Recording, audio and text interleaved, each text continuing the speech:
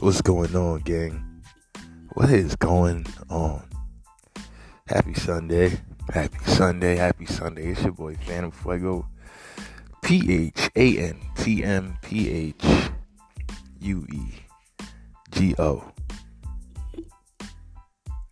And you are tuned into the news, views, previews, and reviews with just a twist of his got a point of view. Ooh.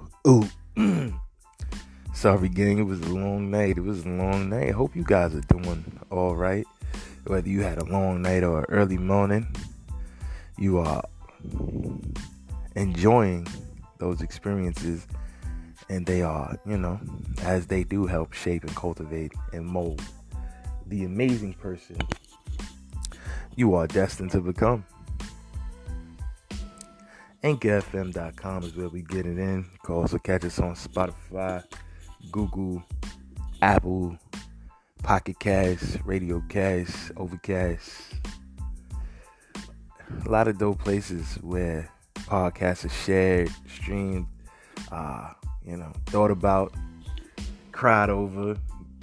And when people yell at their devices, man. I was gonna say radio, but everybody don't listen via a radio. So however you listen, however you engage, however you get mad, we appreciate having you, man. This is his Ghetto point of view, where we bring you the news, views, previews, and reviews with just a twist of his Ghetto point of view. Ooh. Hope you guys had an interesting week, man. Out here in the tri-state area, things are definitely interesting as always. Sometimes taking turns what you think would be for the better, but then for every 2 steps forward, sometimes it seems 10 steps back with the administration, with the governance, with the politics, with the politricks, with the games that these people play. Ooh, they play some games. But we take deep breaths. We smile. We stay poised. We stay locked in, ready to take our destiny into our own hands. Because it don't matter whether it's Cuomo, whether it's who's the mayor in New Jersey. I can't remember the gentleman's name. He just completely legalized cannabis over there, and now his name escapes me. That's the worst time. I was rooting for this gentleman the whole time. He said he was going to put it on the thing, on the books, and now he did it, and now I can't remember the gentleman's name. But shout to you, good sir. I'm feeling like Joe Biden right now. I'm gonna stop though. I'm gonna be nice today, guys, because it's a beautiful morning. Yeah. I do wish, President Biden well. I did see the footage that was released of him falling a multitude of times. As somebody who has fallen downstairs, and that could be sometimes a life-altering experience, man, if you don't take them stairs the right way. Sheesh. Like, man, a flight of stairs will change your life, bro. Yo, like a flight of stairs will change your whole damn trajectory. Like, it's really different out here. You know what I'm saying? It is really, really different out here. And what can you say, man? What can you say, to be honest? Yeah, a flight of stairs are changing. That's equivalent to an NBA, I guess. Oh, the difference a knee makes, right? Sheesh, the difference a knee makes. But we all go through our bumps and bruises in this world. I'm learning that, they're all bumps and bruises. Some just hurt different, but they all hurt. They all hurt deep. You know what I'm saying? So I appreciate just having the best audience in the world to get around and talk around these dope issues with. And I always appreciate when you guys send me your feedback, your thoughts, your comments, your critiques, your criticisms. Y'all know where to reach us. And if you don't, if it's your first time, welcome.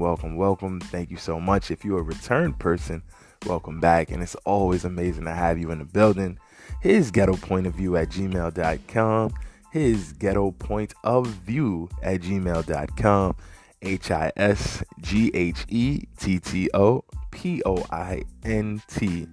His ghetto point of view at gmail.com. His ghetto point of view at gmail.com. Questions, critiques, criticisms, stories you think we should be covering, particular people you'd love to hear on the podcast. Let's talk about it. Let's get them in the building. His ghetto point of view at gmail.com. We're going to take a quick break and we're going to jump into the first story of the day, or the first topic of the night. Let's go.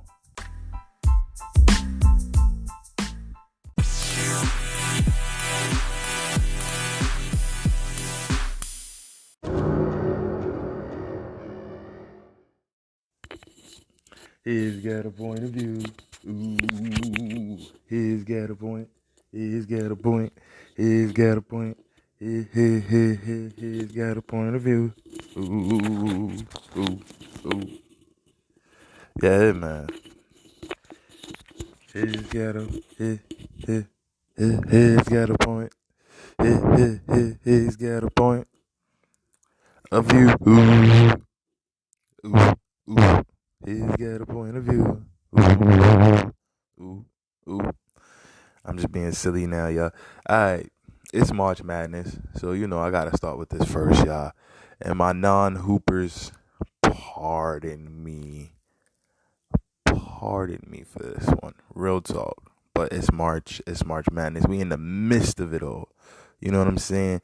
It's about to go. It just started formally on the 18th. There's already some hubbub going down, and I need to touch on it as a hoops junkie, right? So now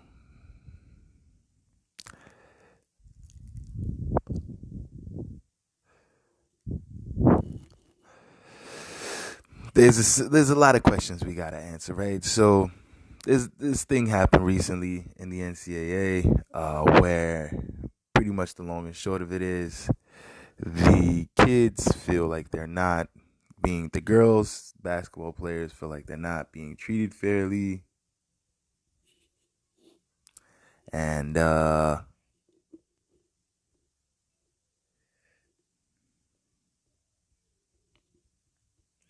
girls basketball players feel like they are not getting the same level of amenities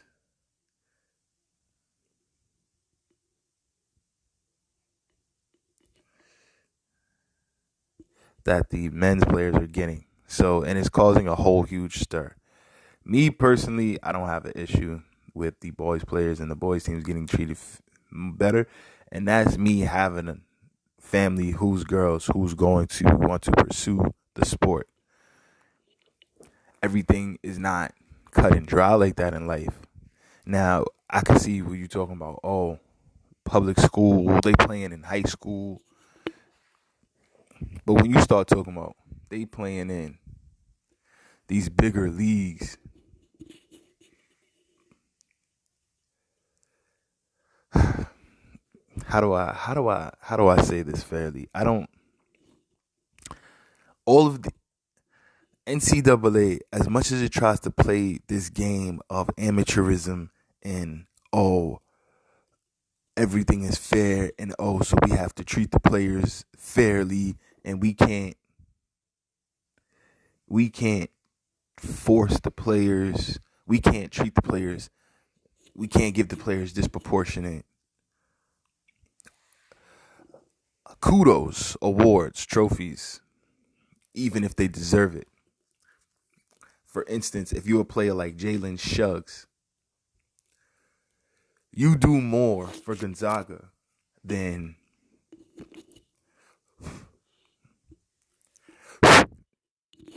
Jalen Suggs probably does more for Gonzaga than most of the boys in college basketball. Forget the girls.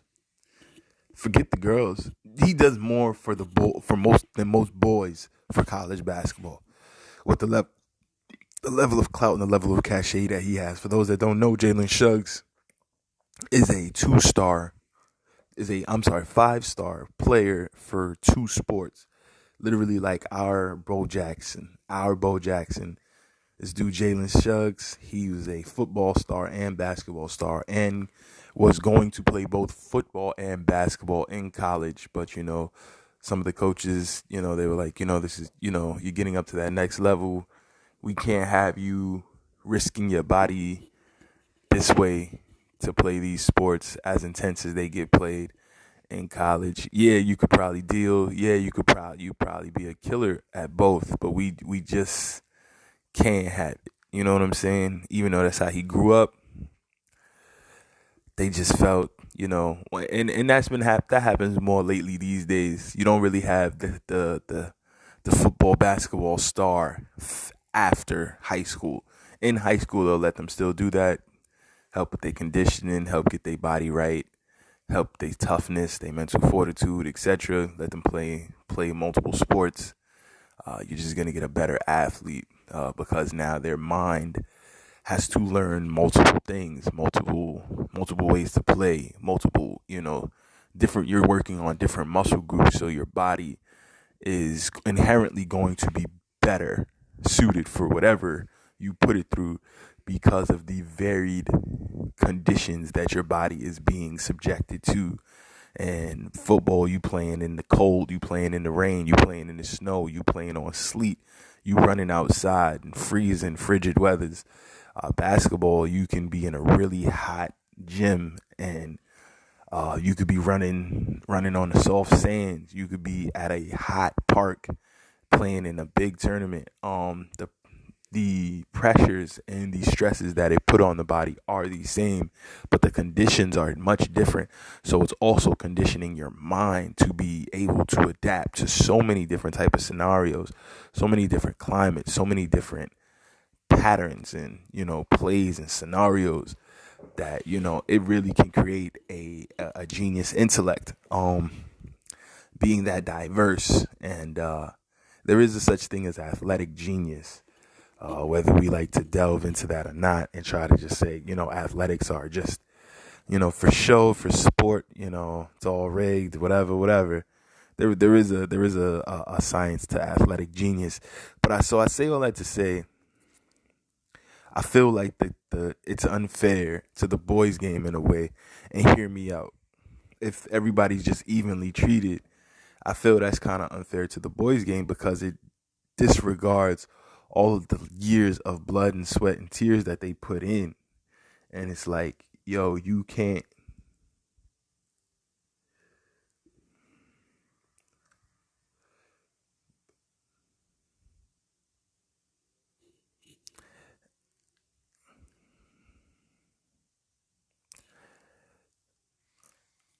You can't. While I understand in schools, you have to treat everybody fairly. It's under the guise of this is a school. This is a school. So these are amateurs. So these amateurs must all be treated to the same level of quality of experience, consistent experience across the board. Man, woman, other, whatever. The experiences across the board must be equivalent in a school setting. I completely understand that. When we're talking about athletics, I don't know if they should fall into the same rules because the players themselves are not treated the same. The players themselves are forced and subjected to insanely grueling, cruel, inhumane, sometimes inhumane, but cruel, brutal punishment on their body. The boys are taking way more of a pounding than the girls. I'm just talking about the level of intensity, the level of on the joints. It's not at the same level, and we gotta. There's nothing wrong with saying things are different, and this is a hard conversation, guys, because it's like people are going to lose their shit, and feel free to lose your shit.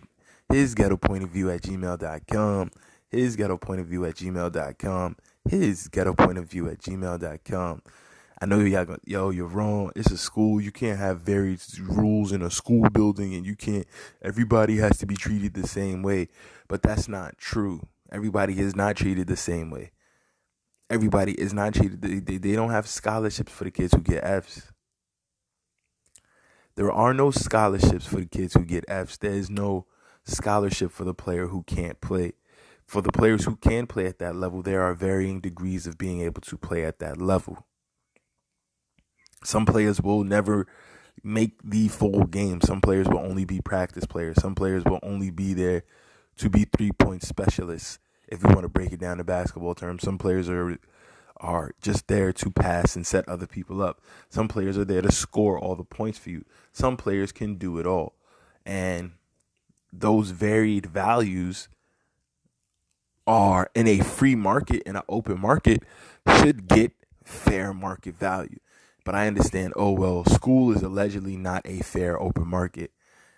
That's a lie. That is a lie. That is a lie. That is a lie. That is a lie. School is a open market, and these players, if given their open market value, wouldn't even be going through these conversations. And that's on the girls' side too. Because there's a ton of players on the girls' side who get a ton of attention, who would kill and create tons and tons of notoriety for particular institutions. Paige Beckers, Ozzie Fudds, Zaya Cooks. These players would create all types of buzz and energy around their names, and people would want to see them play. All of the girls who's going to go into the WNBA next year, people will want to see them play. People will pay money to see them play. People have been following some of these girls since high school. Companies like Overtime, etc., are doing a great job bringing more attention and emphasis to the girls' game. You know, because there's this whole thing where a lot of girls be like, oh, well, why don't boys celebrate and support the sport? The girls need to support and celebrate the sport. Like, it's ridiculous. Where is this pool of money supposed to come from to do this?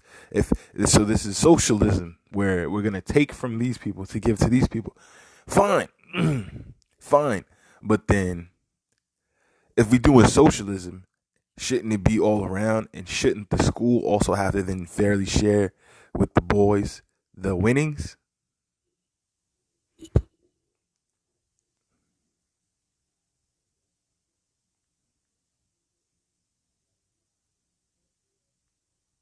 Just saying. Like, just think about that. If the debate is, oh, well, since it's a school, everybody has to share.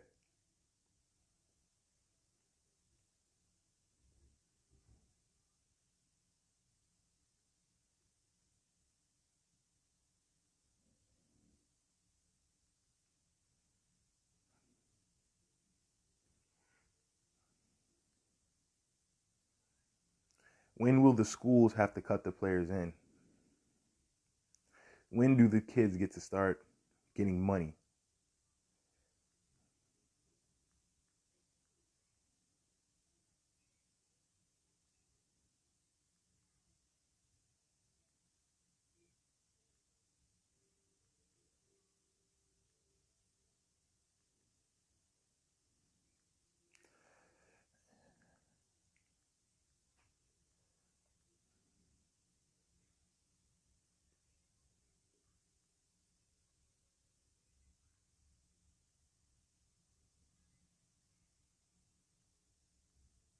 It's not fairness across the board. It's nitpicking at fairness, guys.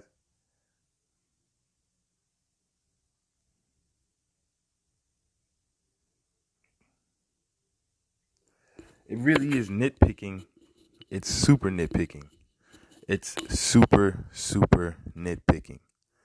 It is not fair at all.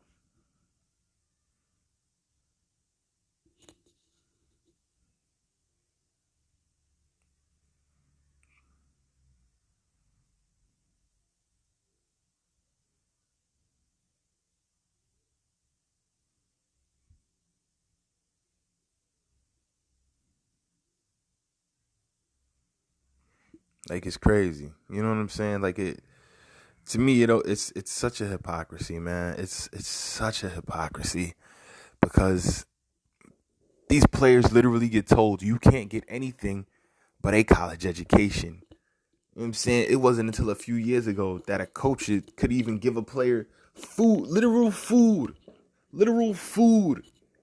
after a game would get a player draft eligibility. Question: would a player could lose their amateur status? And for those that don't know, your amateur status is your ability to even play on the college level. You could lose your amateur status, lose your scholarship, and be pretty much SOL, shit out of luck, up the creek without a paddle, just because you were hungry and your coach bought you some oodles and noodles at the Walgreens, at the Rite Aid, or the Kmart after the game.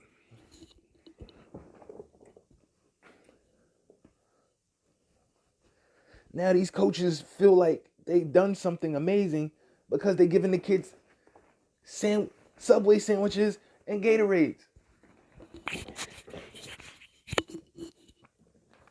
So all of that is fine. But when it comes to how interpersonal relations are happening, oh, well, that's got to be fair. This whole thing is a joke, man. So, New York Times, anger erupts over disparities at NCAA tournaments. Officials apologize for providing inadequate. It was not inadequate. It's different. It's not inadequate. We're not going to play that game. They weren't inadequate facilities. They were different facilities. They were less than. Like, this is crazy. Officials apologized for providing inadequate facilities for the women's players, but later acknowledged they were also receiving cheaper, less sensitive corona. All right, stop it. Facing a swell of outrage and accusations that it prized men's basketball players more than the athletes competing in the women's tournament this week, NCAA apologized on Friday for vast disparities in workout facilities at its marquee championship events. Later in the day, Mark Emmert, the president of the NCAA, acknowledged an additional startling imbalance between the men's and women's tournaments. Different methods of coronavirus testing for athletes and for others inside the tournament's controlled environments. The method in use at the men's event in Indiana is called a polymerase chain reaction test, or PCR, which is considered the gold standard of virus testing. It is highly sensitive and almost always detects infections. The method for the women's tournament in Texas is the rapid antigen test, which is cheaper and generally provides quick results, but is less sensitive and likely to yield more false negatives. We have complete confidence in all the medical protocols that have been put together, Emmert said, adding that the NCAA has used national and local medical advisors to formulate plans for the events. All of the health experts say the protocol that they're using right now in all our venues and all our championships is one that has no difference at all in our ability to mitigate risk. But my whole thing is, are they using the less sensitive test at the girls' facilities because there are going to be less populated events? Like, there's going to be less people at the event, so they feel there's less risk of transmission? I mean, do you think they just did it because it's a cheaper solution and they just don't care about the girl? I don't think it was that deep of a decision, but it could have been. Some of these people are fucking monsters, and they could have just been like, yeah, kill the girls. But I don't think that's a realistic position, though. So kill all the white girls, kill all the Haley Van Lees and the Paige Bukers. It's not just black girls playing. It's not just Asian girls playing. It's not just Hispanic girls playing. It's a multicultural pot of very high level players of all ages, of all races, creeds, colors, ethnicities, sexual persuasions, what have you, sexual orientations, persuasions, etc., etc. So let's just kill them all for whatever reason. Is what, like, this report is alleging so many things that just don't make sense. All of those players make tons of money for the programs. They're just not making the same amount of money for the programs. And that, like, at some point, we have to acknowledge that an apple and a watermelon are not the same. An apple is a beautiful thing. A watermelon is a beautiful thing. One is going to provide more nutrition for a larger group of people. And if the boys' pool is providing more sustenance for a larger pool, then why shouldn't they reap a larger reward? To me, this is exactly why the NCAA is corrupt, needs to be shut down, and the boys just need to go play pro, and the girls just need to go play pro right after high school.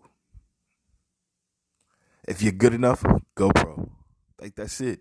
Freak all of this. Like, freak it. Like, let's stop it on both sides. Let's not have these players who've been playing literally like pros since they were 8th, 9th graders even go to these programs, because all it's going to do is continue this nonsense. Whereas if they go pro, it's just whatever. You're a pro now. You got to deal with whatever your job pays you. And your talent level will determine what you get paid at your job. What you negotiate, your talent level, those things will determine that. Now you can practice free market principles. But this is crazy. The controversy around the women's tournament erupted this week with complaints about unequal facilities. Players at the men's tournament have benefited from an enormous, well-stocked workout complex in downtown Indianapolis. But the stars of the women's game, who will play their tournament in Texas beginning on Sunday, appear to have only a rack of Stop it. Don't believe that. I do not believe that at all. Faced with an uproar on Friday, Dan Gavitt, the NCAA's vice president of basketball, apologized for dropping the ball. Frankly, we will get this fixed as soon as possible, he said, from Indiana. Similarly, Lynn Holzman. Stop this, man. Come on. This is ridiculous.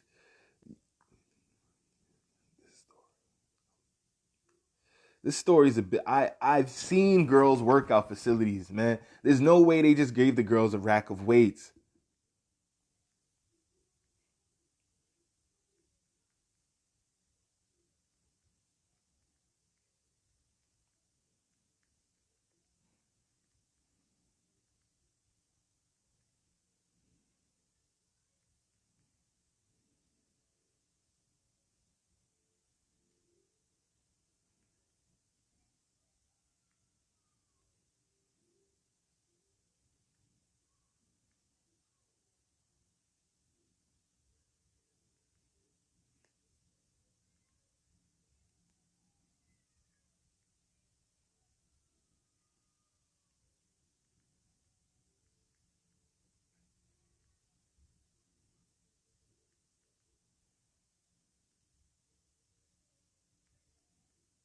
This article may not be rooted in accuracy, guys. This is just a little bit much. This is crazy. This is crazy. Her voice sometimes, like, come on, man. What? Similarly, Lynn Holzman, who played at Kansas and rose to NCAA's vice president of women's basketball, said Friday that organizers fell short. Her voice sometimes catching during a video conference with reporters. Holzman acknowledged that the episode was a blemish. I've experienced when you don't have something that's the same, she said, adding that there would be an accountability aspect to future discussions about what happened in Texas. When it is personal, it is real as it can get. She said it hurts. And when people passionately care about something, in this case women's basketball, our fans, our student athletes who are playing this game, it is our responsibility to give them a great championship experience and one they can be proud of. But although the NCAA, like, I've been watching the tournament, man, the girls look happy. Their jerseys are amazing. All of the amenities, the trophies are huge. All of the facilities they've been working out in are great. I've been watching the SEC tournament. I've been watching the ACC tournament on the women's side. I don't understand this. Although the NCAA has faced serious strain in the last year, It makes so much money from the men's tournament that providing equal amenities for everyone should not be a financial issue. The men's tournament is the crown jewel for the NCAA, which will draw more than $850 million in television rights from this year alone. The women's tournament, by comparison, is a part of a multi-sport broadcast deal worth nearly $42 million this fiscal year. So there's literally an $800 million difference in the men's tournament and women's tournament. How does that not account for anything?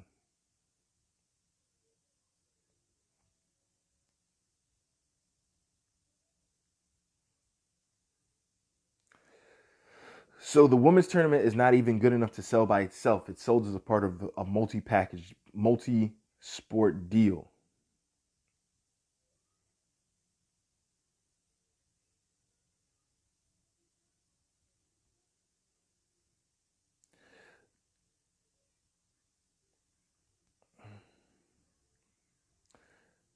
So I mean, how do we expect them to be treated fairly?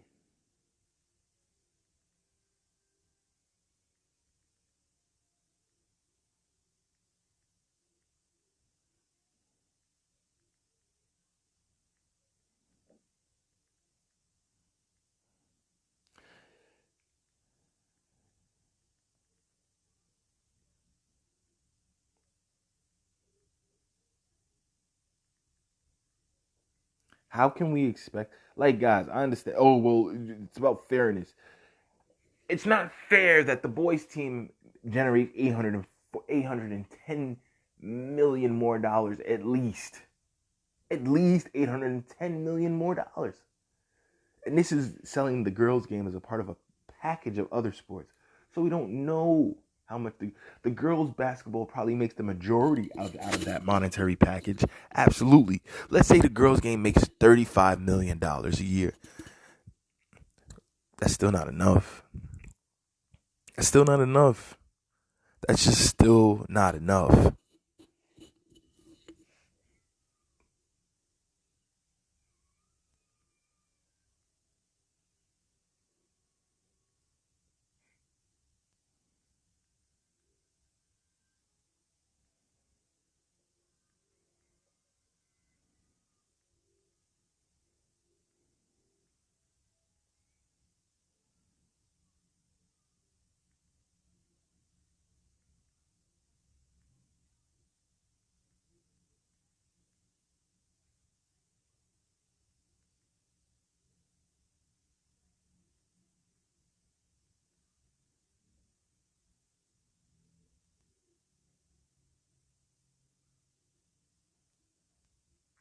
Like these players don't deserve extra for generating that boatload. Like this is crazy, man. This is crazy. I don't know, man. I'm Stuff like this really bothers me, man, because it's like you're not. This is not fair. On Thursday, the NCAA posted an online statement from Halsman in which she partly attributed the lack of the women's weight room facilities to a dearth of space in San Antonio, where the bulk of the tournament is being held. She was shortly called out on that excuse. Sedona Prince, an Oregon sophomore, posted a video online showing an abundance of space where the women are training. Adjacent to the women's practice court, a vast, wide open area is unused. If you're not upset about this problem, then you are a part of it, Prince said. NCAA apologizes. Apologies came after an onslaught of online criticism.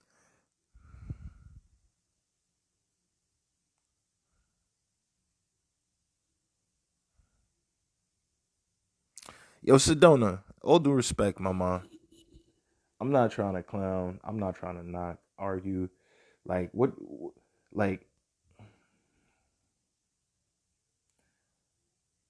I'm sure you cook. I'm sure you're a great player. I'm really sure you really get to it. You go to work. Um,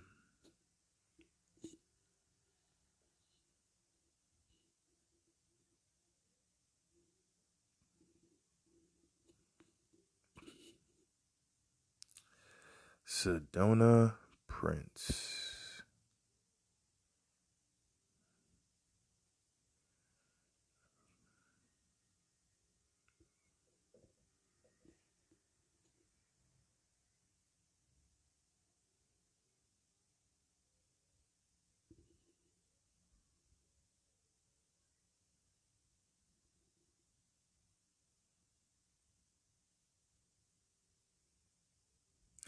Yeah, this is not fair. This is not. Listen, if all they had was a weight rack, I'd be bothered. I'm very much skeptical that all they had was a weight rack, man. I doubt very much that all they had was a weight rack. I'm not jiving this one, man. I'm sorry. They don't stop it. Stop it. This just seems like a little bit this seems like a little bit of a play to create some controversy. I'm sorry. I'm sorry. This just seems like a play to create some controversy. I don't even believe this story, to be honest with you, because they don't have those type of facilities at their regular gyms. So why would they make them play like that in a tournament? Which, stop it. Come on, y'all. Come on, guys. Come on, guys. Like I get it. This is the time when all the attention's on everybody. But this, come on, guys. We're not. You're a part of the problem if you don't see that this is an issue. No, I'm a part of the problem if I don't see that this is an how. Just how. Just how. Just tell me how that makes people a part of the problem. Like, cut it out.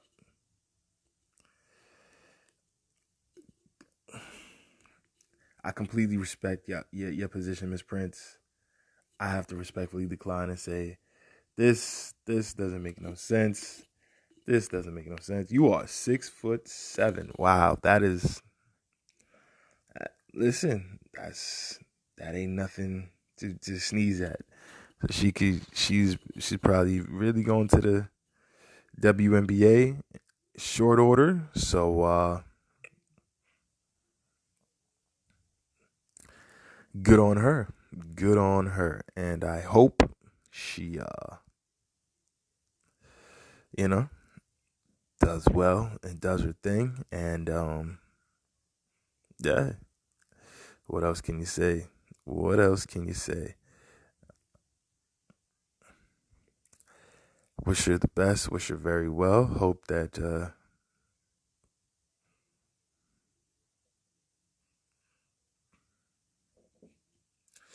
okay, so this is the same young lady who's also suing the NCAA over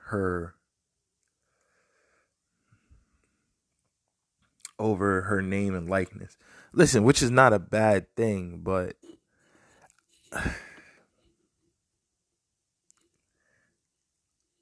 I can't. How can I trust how genuine she's being with this if she's also suing the NCAA already? Like,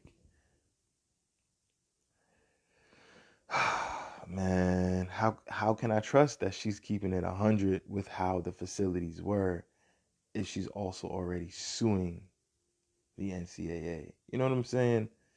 She could be or just looking for additional firepower to use in her lawsuit. And if you think people don't get down like that, you're silly.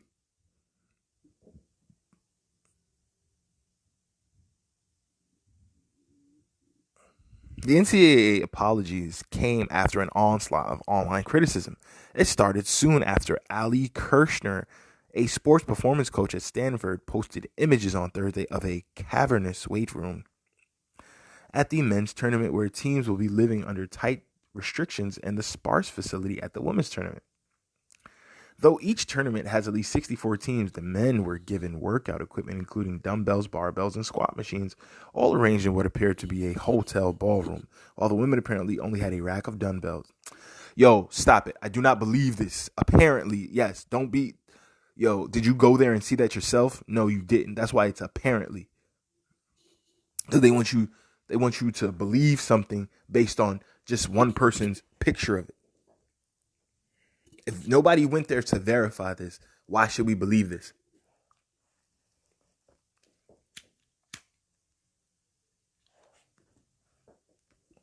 This is March Madness. This is the biggest tournament in the world. Everybody's eyes is on it. And you telling me not one reporter from one of these stations, CBS Sports, Yahoo Sports, nobody went to verify this story?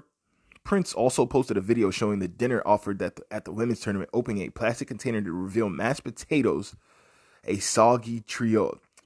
Come on, y'all.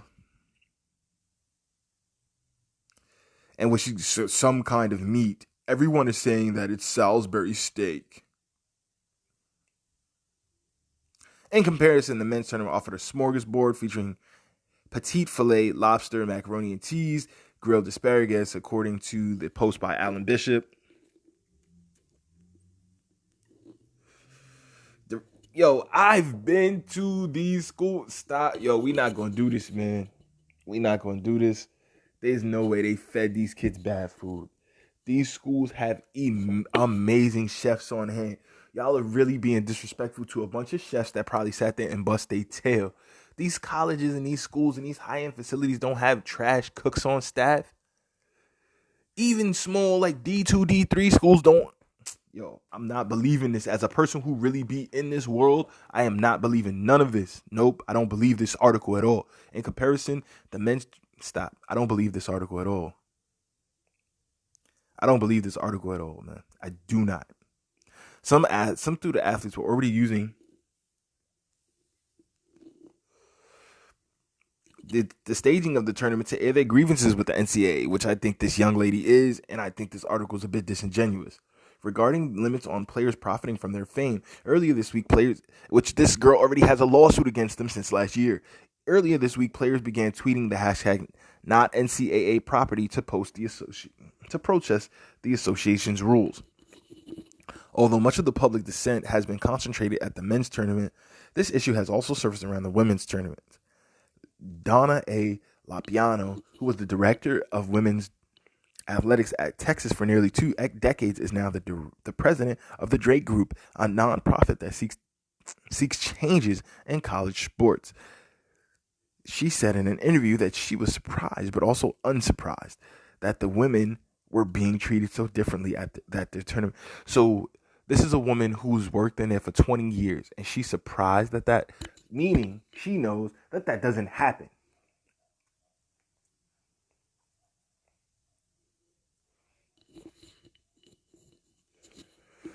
I can't say enough how much of an MO it is for the NCAA to create the guise of propriety over everything they do, she said, suggesting that the women in college sports have been considered an afterthought compared with the men.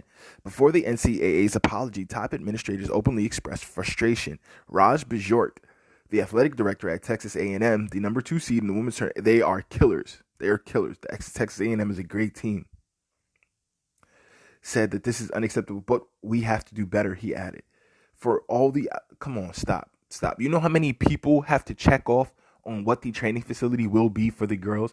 Because it's a board of people that make these decisions because of the insurances and the money that's on the line from all of the different deals. Even if it's only $30 million for the girls' game, 25. That 25, 30, 32, whatever, 35 is still money. They not trying to get that money thrown away or waste it or ruin it or screw it up. They need that money to divide out amongst the schools and to pay for all of this stuff and for the NCAA to make some sort of a profit. They not trying to ruin that. They not trying to miss a dollar. Stop. Man, I don't believe this. We have to do better. For all the outrage, the NCAA still had some prominent defenders, including Jody Conrad, a Hall of Fame member who was the women's basketball coach at Texas for many years. In an interview, Conrad suggested she was willing to give the tournament organizers a measure of leeway because the challenges of staging a competition during a pandemic. We want everything to be perfect, and we have fought really hard to give equality and recognition and credibility on the women's side, Conrad said, but I don't think you can discount the last 12 months. Like, this is...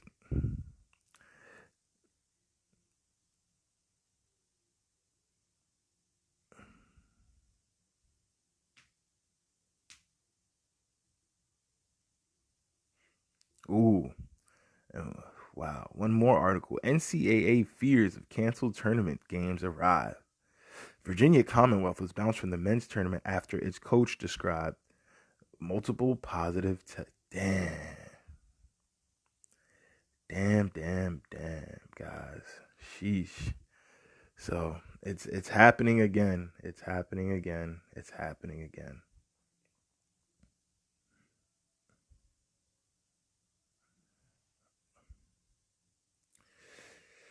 I don't know what to say, man. I just think that there's a lot of nonsense in that. I feel that his ghetto point of view, keeping it a stack, I feel it's some bullshit. There's no way they like gave those players just a bench full of weights.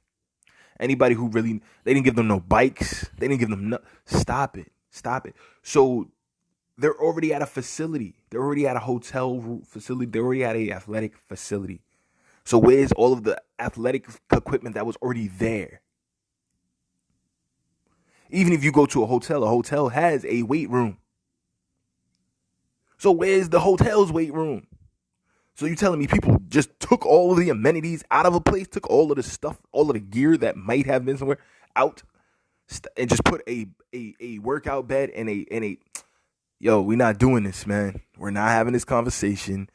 They really think people are dumb. They think people are stupid, and they think they can gaslight people into making unintelligent, uninformed decisions. Anybody who's been watching the tournament knows that those girls are training in much higher conditions. Stop it. Let's not do this. Let's not play this game. And I really feel it's unfortunate that these people who already have issues with the NCAA, instead of just moving on to the pro game, are now casting these type of negative lights on top of the tournament, which everybody was looking forward to add some relief to this part of the year. I hate the NCAA. The NCAA is a bunch of slave masters. But let's not start throwing stuff like, oh, the boys is being treated better, and the boys has been being crapped on this entire time. The boys literally have been being shitted on, starving this entire time. I just wrote an article where I had to quote Shabazz Napier, who was a two-time champion at UConn, and he was like, yo, he would be starving after games where it would be 10, 20, 30,000 people in the stands. They all paid to get in. They got jerseys on. We won 2 back-to-back championships at my time at UConn. I'm most valuable player, most outstanding player of the NCAA tournament. Then to go get drafted by the Miami Heat, of course, and everybody, LeBron was talking about how Shabazz Napier was an amazing player, all these things. But he was starving the entire time he was at school. These players, like, let's stop acting like these players, even the bags these players get under the table and all that, it still don't be enough. It don't be enough. I don't care if you gave my son $100,000 to come to your school. You're going to make $10 million off of him easily at his time at your school. Easily $10 million, if not more. You gave me $100,000, I know you're going to make $10 million, maybe $100 million off of him. If he's really a big player, he's going to be the reason you get the Sprite deals, the McDonald's deals, the AT&T, Motorola, Samsung, Nokia, Buffalo Wild Wings, Heineken, Coors. Let's stop. And it's not just the school directly that's going to benefit, because the NCAA is also going to take that player's name, likeness, images, and plaster it all over everything. So they're going to make tens of millions of dollars. So collectively, between the school making money, the league, the school plays in making money, because they're also going to use the player's name, likeness, all the content generated around that player to generate views, create streams of revenue, get advertising dollars in the door. Then the NCAA itself is going to do that. Plus, rival leagues that play against your best players, rival teams that play against your best players, will plaster them all over their stuff too. To say, oh, look out, Zion coming to town. Oh, look out. Paige Becker coming to town. Oh, look out. Zaya Cook coming to town. Oh, look out. Josh Christopher about to pull up. Oh, look out. Jalen Suggs running through. Come on, man. This is how this game goes. Not only is the students at your school excited to see these pleats play, the students at the rival schools are excited to yell, scream, and hate those students and pay more money to hate than they do to appreciate and cheer. This is a joke, man. This is a joke. And it goes on both sides. Yes, the girls' game needs more money. Yes, the girls' game needs more attention. But you know what that comes through? Continuous effort to promote and advance the girls' game. Not just wishing it would happen. Not just wishing and hoping and praying. Consistent effort to make it a viable brand and a good business that can self-sustain and carry itself into the future. That takes decades of work and time and patience, not yelling, screaming, fighting, name calling, and creating unrealistic storylines. There's no way this is happening. There's no way this is happening. From 8th grade on up, they give these girls way better facilities than this. Stop it. Like, stop it. There's girls playing in high school tournaments right now that have better facilities than that. Like, be honest with yourselves. Do some actual research. And don't let this Sedona Prince girl, who already has a lawsuit with them since last year, according to Yahoo Sports, for her being able to promote her name, image, and likeness, don't let her personal issue become a global issue. Don't let the real fight, which is that the girls' teams need more love and attention and notoriety so that they can bolster themselves into the level of business that the boys' game has become. Don't let those true issues, like the boys not being paid a goddamn dime out of $800+ million TV deals, don't let those real issues, like the girls not being paid a goddamn dime out of a roughly $40 million TV deal, don't let those real issues get overlooked by this bullshit, man. This is just his ghetto point of view. Take it or let it alone. We're going to take a break. We'll be right back. This is his ghetto point of view. Ooh, ooh, ooh, ooh. Yeah.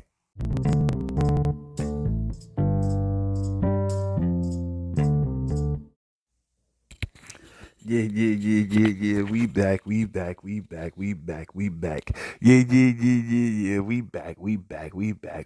We back. So, as always, guys, feel free. Comments, critiques, criticisms, his ghetto point of view at gmail.com.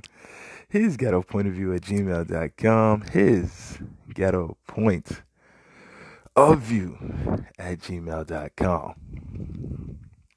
If you have a show that you're working on, if you have an idea, if you have a new product that you want to get in front of our audience, his ghetto point of view at gmail.com. All right.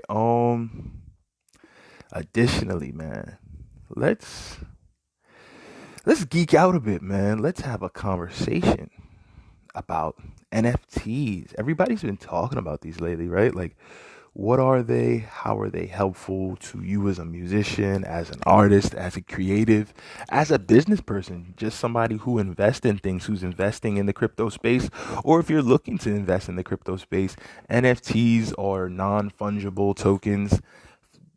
Maybe something for you, and you'd be like, what the freak is a non-fungible token? And when I first heard it, I actually thought it was non-fundable token, but it actually is a non-fungible token. And fungibility is defined as the ability to exchange something for something of equal value, whether that be one thing or several things that equate to the to create the exchange. So, for example, if I have a dollar bill and you exchange me another dollar bill, that is fungibility. Or if I have 4 quarters and I exchange that for your dollar bill, I have something that we can exchange for equal value. I have created fungibility for your dollar bill or your token. NFTs have non-fungibility. There is allegedly no way to recreate the value or equate value with an NFT. That in and of itself creates this insane level of intrinsic value and scarcity in the product, meaning you can't replicate it, you can't make another one. This is it. One done. It is one done. You will never have another, right? So, in understanding that, how does that help me? Well, if I'm an artist and I create non-fungible content, something that is 1 of 1 or 10 of 10 or 20 of 20 or 100 of 100, but these will be the only ones of these that ever exist. I've created value. that will last forever, and value that will only continue to grow because there will never be another creation of this mold in this vein. This will never ever look, this will never ever be duplicated. You have something that is rare, that has been authenticated, and that you can then now take and resell. And that's what's been going on with a lot of NFTs. People will buy NFTs for, few cents or for thousands or even millions of dollars and try to find other people who then see the value in having that NFT, and then they themselves may either hold on to it for dear life, or turn around and flippity, keep flipping it. And this has been going on with things from paintings and artwork to just silly recordings and graphic designs, animations. The basketball world has been turned upside down and on its head with all of these stilled or motion graphics of particular dunks, shots, filet lay packages, the beautiful poetry and motion of basketball itself, the artwork that is basketball in motion, has become a very popular NFT item in and of itself. And the sky is really not even the limit for this, man. It's crazy. Like me myself, I've been looking into Decentraland and how this real estate is being sold for very large amounts of money. And when this is all said and done, this thing is gonna be crazy, man. I mean, this thing is gonna be really crazy, man. Yeah, and the Decentraland is hiring, which is in and of itself a whole different conversation. Like, Decentraland is hiring, bro. Like, before we even get into the NFTs, let's just really talk about Decentraland hiring. For those that don't know what Decentraland is, right? So, Decentraland is literally the virtual world, if you will, or one of the potential many virtual worlds that are being created as an ecosystem for decentralized commerce. So decentralized land, the decentralized commerce space. So is decentraland centralized?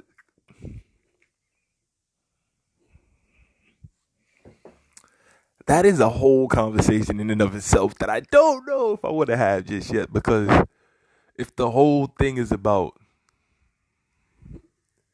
being separate, Decentraland is the very opposite of that. You are now in a collective world with avatars and yo, this whole thing is crazy. Where is this going? I'm very excited, man, but at the same time, it's like, what? The casino in Decentraland is hiring, y'all. Like, the casino in Decentraland is hiring. Let's dig into that real quick first. For real, like, this is a story according to Yahoo Finance. Modern video games are full of computer-generated bots that guide players through unfamiliar spaces with canned answers. And Decentraland, the decentralized virtual world, is no exception. So they have bots that kind of are your tour guides around. If you've ever played a video game, you meet characters that kind of become your assistant for a particular part of the quest, and they show you how to work in different areas, and they give you they're your tour guide for a particular area when you get there. Decentraland is no different. Decentraland has the bots, but they want to have actual people serving these roles, at least now anyway. But one of the metaverse's crypto casinos is angling to put those non-player characters out of a job by employing the players themselves. NPCs, non-player characters. So they want to have everybody in the casino, at least at this point, be actual people and it be their avatars.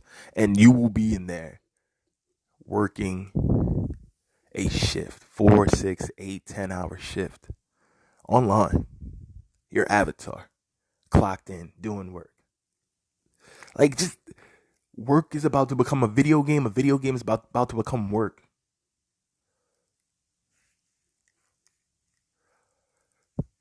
Think about that. Like, think about that.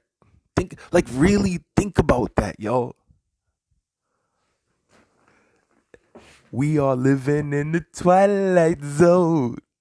Hey, hey, yeah, yeah. Living in the twilight zone. Yo.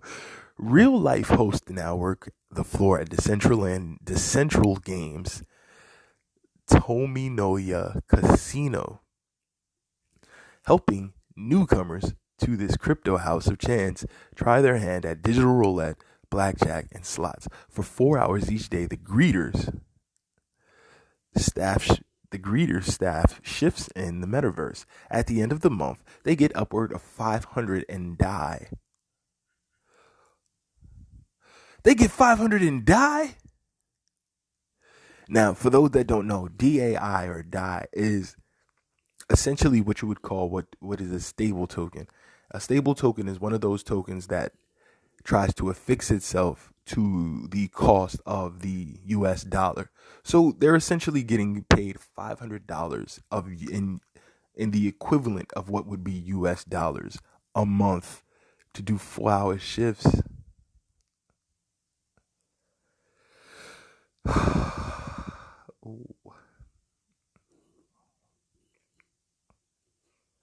Like, that's real.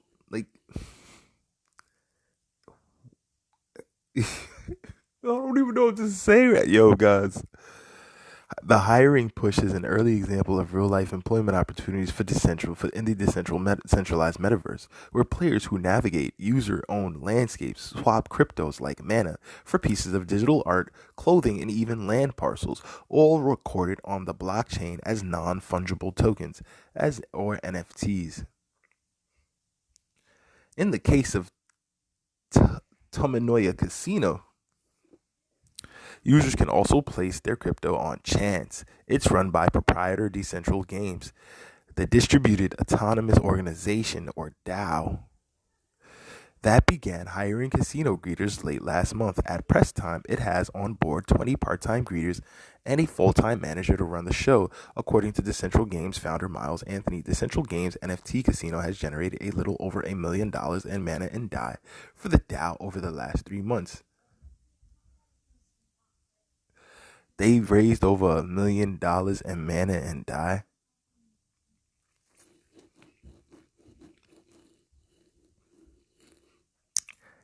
And it's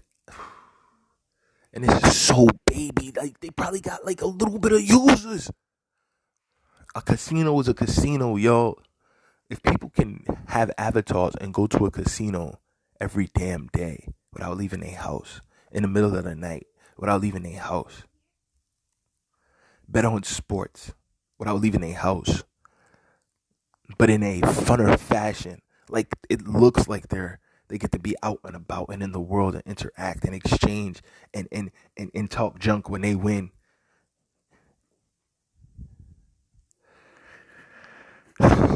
Man, where this is going. He and the other DAO members are betting that real life floor hosts can generate even more by boosting table engagement and improving player retention. Of course, because they're gonna now you could be more personable with the people at the table. But don't get it twisted. That's all so that the AI can learn you, nigga.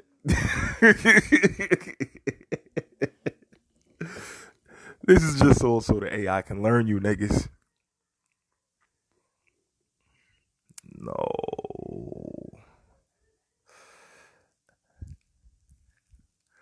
Want to work at Decentraland?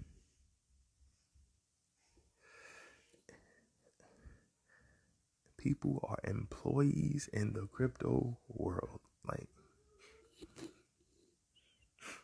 how your avatar get a job before you do? How your avatar got a job before you do, bro? You a trash person if your avatar got a job and you don't.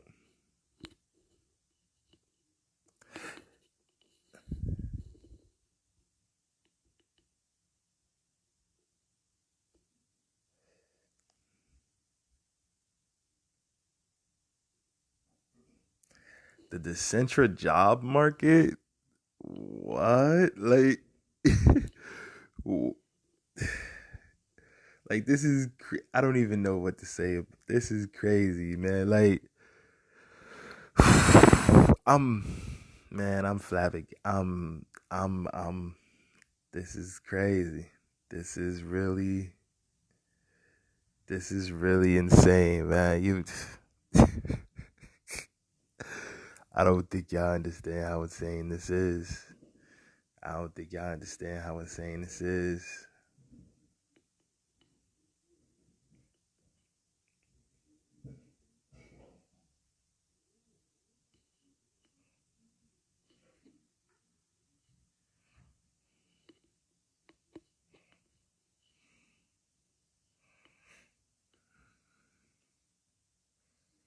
This is crazy. I don't even. This is crazy. I don't.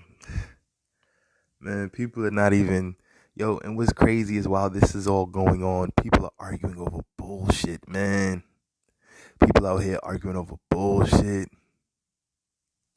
People out here doing nothing. People out here having nonsense conversations.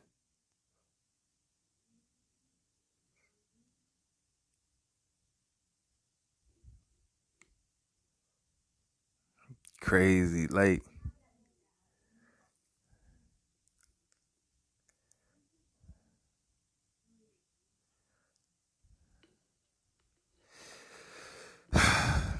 I don't even know what to say, man. It's really crazy. Like, man, I don't, because, like, what do you do now? Like, what do you do now? You know what I'm saying? Like, so Yahoo Finance, the casino in Decentraland is hiring for real. So modern video games are full of computer generated. Okay, I'm gonna continue. The hiring push is an early example of real life employment opportunities in the decentralized metaverse, where players who navigate user owned landscapes swap cryptos like mana, right? So the article continues to say decentral games NFT casino has generated a little over $1 million in mana, right? Anthony told CoinDesk he and the other DAO members are betting that real life floor hosts can generate even more, right? Going full time. Anthony contrasted the Central Games human centric casino model with other virtual gambling operations, like the bustling casino floor in Grand Theft Auto, which he said feels kind of empty despite being packed full of soulless NPCs. They're all computers, he said. They're not actual real people that you can converse with and socialize in general with. So I feel like it's really important to have actual people. Another difference between Grand Theft Auto and Decentraland's virtual casino are the financial stakes. You can't blow through real money at Grand Theft Auto's crap tables, but you could lose all your crypto at Tamanoia. Mm-mm-mm. The Central Game's first full-time casino floor manager, who goes by the name GLHF, agrees. A veteran online poker player, GLHF, said that the social aspect of table games is extremely important to the table experience. Roving host help in that regard. I know it would be very helpful to have bodies in there just to welcome newcomers. GLHF told CoinDesk in an interview he onboarded 8 gamblers on Monday alone. GLHF was Decentral Games' first hired floor host, a veteran online gamer with experience in bartending and sales. He quit those jobs in February to begin managing Metaverse Casino's growing army of greeters and hosts. That means recruiting new hosts, organizing schedules, assigning shifts, solving personnel disputes, tracing performance, and supervising the floor. Everything a real-world casino manager might be expected to oversee, just pixelated, distributed, and recorded on Ethereum. And Ethereum, as those that don't know, is a blockchain platform. It's completely open and transparent. So literally every single step, move, tick, tock, left, right, navigation is programmed to be completely transparent and seen. Inside an average shift, the hosts themselves are tasked with integrating first-time casino goers with an unfamiliar interface, GLHF said. They explain simple tasks such as placing a bet or spinning a roulette wheel, and complex ones such as loading crypto into their metaverse wallets. They also offer tours of Tamanoya's floor. The casino doubles as a showroom of sometimes pricey NFT artwork. It's an event space too. Decentral Games' upcoming Atari casino. They gonna have an Atari bro. They know what the hell they doing, bro. They gonna create a bro. Will launch in May within 1 hour. Set by DJ Dylan Francis. GLHF said he established a workflow to deal with the kinks of metaverse management. Hosts share screenshots of their guest interactions, proof of work. GLH said in the team Discord to score points. For example, he emphasized using active engagement to bridge the digital divide. You can't play a game with a robot and say, hey man, this is cool, isn't it? Wow, look at this, he said. There just isn't the personal touch that I believe is worth the investment. You can actually share emotions.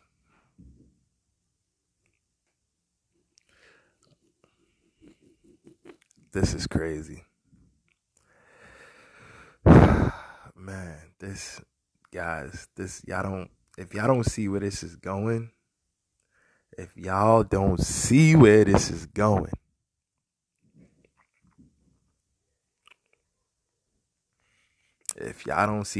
going, man, I don't know what to tell you. This is crazy, crazy, crazy. And wow, cool. So in understanding all that now, let's have the conversation about the NFTs.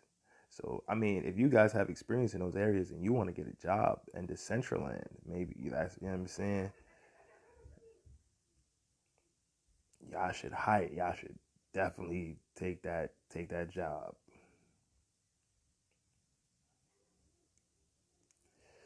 This is crazy, crazy, crazy. Crazy, crazy, crazy. I don't even know what to say except this is crazy. This is insane. Insanity. Right? So Consequences Sound, amazing article and an introductory guide to the NFTs in the music industry. Everything you need to know and more about the latest music industry trend. This is an article from just this month, March 9th. Greatest rapper of all time, died on March 9th. Last week, the rock band Kings of Leon became the first band to release an album as an NFT, expanding the possibilities for crypto and blockchain technology in the music industry. If that first sentence already lost you, you've come to the right place. NFTs are undoubtedly the buzziest new topic in music, and for a good reason. In 2021 alone, NFTs earned nearly $22 million in the music industry, according to data collected by Water and Music. But it's much like explaining the internet to someone in the 90s who has never seen it before. NFTs are highly conceptual and unprecedented, but it makes sense once you get used to the idea, and it really does. Consider this article your true introductory guide to NFTs. So what are NFTs?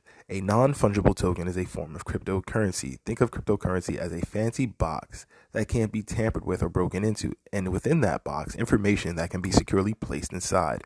This box of information can hold just about anything: money, art, music, contracts, essays, etc. Many of us are already familiar with Bitcoin or Ethereum, or we have at least heard those terms float around for the last few years. And for those cryptocurrencies, money is placed safely inside the box. Money is considered fungible, meaning its value is interchangeable with other monies, exactly like we talked about earlier.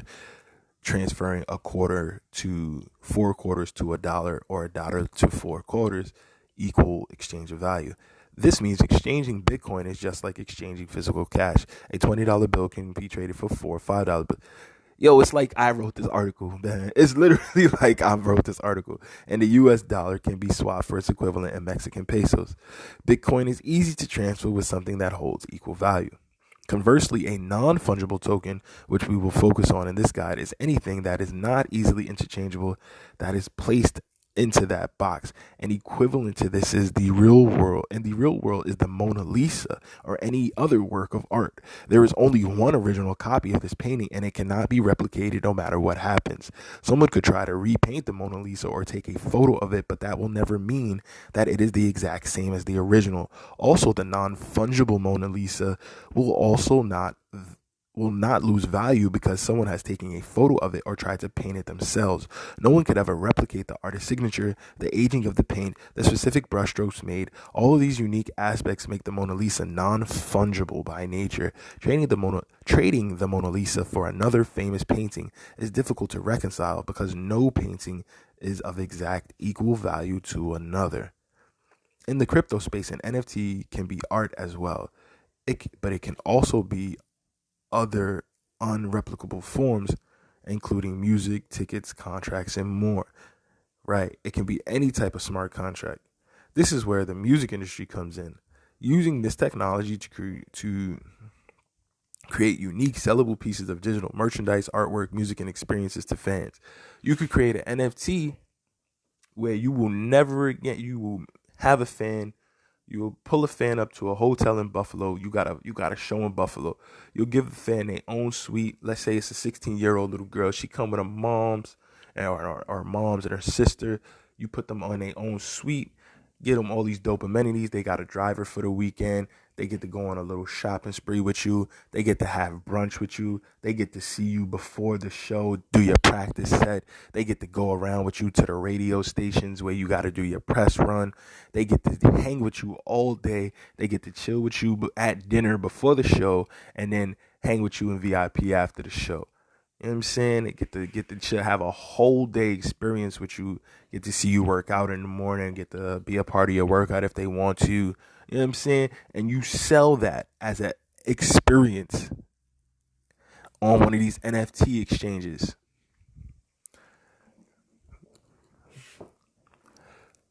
$40,000.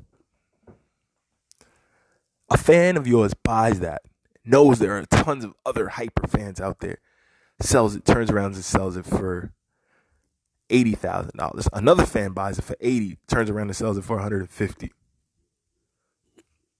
That fan that got it for $150,000 said, I'm doing this experience with you. I'm in love with your music, and comes out and has a good ass time and doesn't care that they just spent $150,000 because they got it like that. And you can set it so that each time that experience, that NFT, whatever it is, if it's art, if it's an experience, whatever it is flipped and sold, you can get a piece of it, whether it be 1%, 2%, 3%, 10%, 20%. You can set it so that every time they flip it, you get a piece. And of course, if you set it at a lower, more reasonable rate, they'll be more inclined to keep trying to flip it and find owners. So if you sold it to them for $40,000, but they turn around and sell it for $75,000, but you set it so that you get 5% of that $75,000, whoo, and then somebody else sell it for $120,000 and you get 5% of that $120,000. Come on, bro. Come on, bro. The article continues, but first, what makes crypto so game-changing? Answer, it's decentralization and its promise of security. Cryptocurrency was first invented in 2008 with the creation of Bitcoin, and it became revolutionary for cutting out the middleman in finance. In a typical cash system, societies rely on banks and governments to protect their monetary transactions, which can be costly and cumbersome to deal with. In situations like the Great Depression, this can even be dangerous when those institutions fail. Crypto is different because it uses blockchain technology, a publicly accessible ledger of all transactions with a certain quote-unquote box. Each time a transaction occurs, a new block or per our analogy, a secure box is created, forming a chain of blocks over time that cannot be tampered with and get more secure with each block added. These blocks store important information like timestamps of transactions and who and what have been exchanged.